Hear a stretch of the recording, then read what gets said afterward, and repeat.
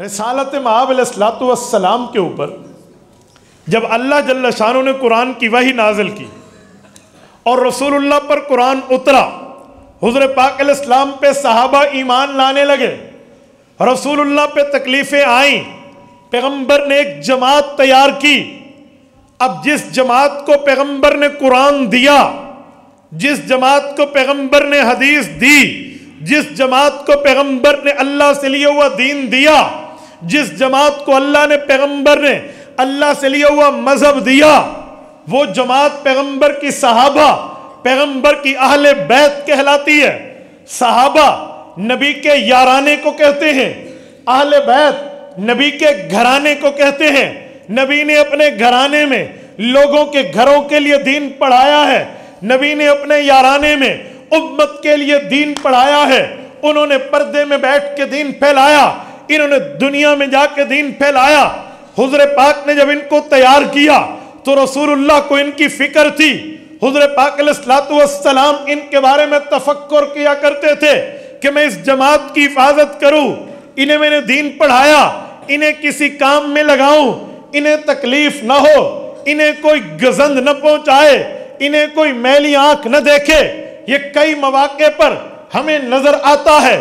مثلا آپ اور چھوڑیے، امام محمود آلوسی کی تفسیر روح المعانی کھولیے، آمینو کما آمن الناس کی آیت کھولیے۔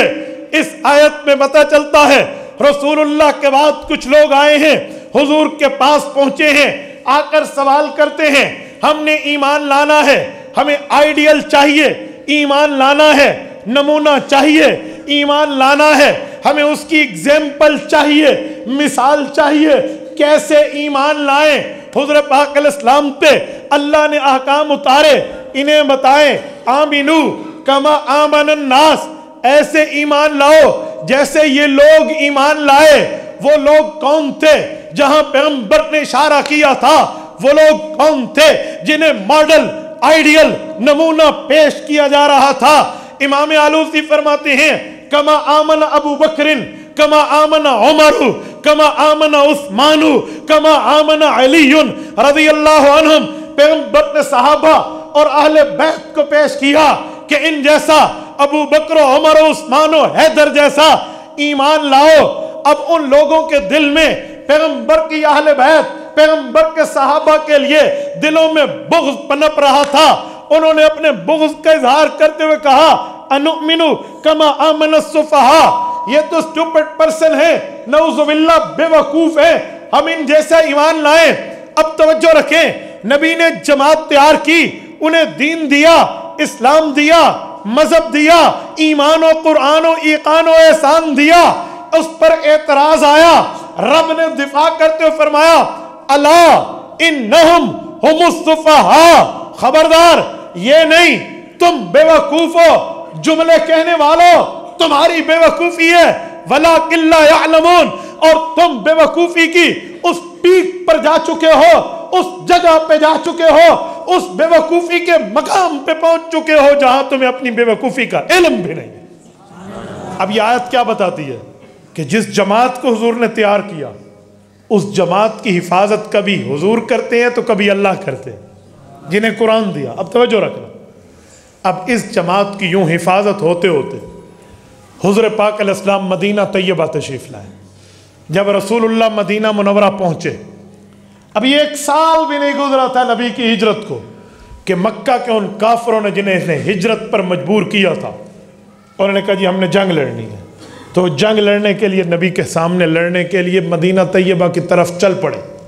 حضور پاک علیہ السلام نے مدینہ طیبہ سے 150 کلومیٹر دور رہ کے ان سے جہاد فرمایا۔ وہ اسلام کی تیسری جنگ ہے ترتیب کے اعتبار سے، جسے جنگ بدر کہتے ہیں، لیکن پہلی ہے لڑائی کے اعتبار سے کہ مسلح جنگ ہے، ورنہ اس سے پہلے ذوالعشیرہ اور بوات کی جنگ ہو چکی تھی۔ حضور پاک علیہ السلام پہنچے ہیں، 313 ہیں، ادھر 1000 سورما ہے، یہاں ان کے پاس 70 گھوڑے ہیں، 313 بندے ہیں، 3 بندے ایک گھوڑے، ایک اونٹ پہ ہیں، اور یہاں 9 تلواریں ہیں اور بہت کم سامان ہے۔ لیکن حضور پاک اب کیا کریں؟ اب سنیں، اللہ تعالیٰ آپ کو میدان بدر میں لے جائے، اللہ آپ کی برکت سے ہمیں بھی لے جائے۔ حضور پاک علیہ السلام عریش پہ ٹھہرے ہیں، آج عریش پوری جامع مسجد ہے، دیکھنے کے قابل ایک مسجد ہے، حضور علیہ السلام نے ہاتھ اٹھائے اور دعا میں یہ نہیں فرمایا اللہ ان کی حفاظت کر، یہ جملہ نہیں ہے، اللہ ان کی خیر کر، اللہ انہیں فتح دے دے، یہ تو مانگنا تھا، پر یہ لفظ یہ نہیں ہے۔ لفظ اس درجے کی کڑھن کے بولے ہیں جو مسلمان سنے تو اس کے دل میں جا کے لگے۔ حضور نے لفظ کیا فرمایا؟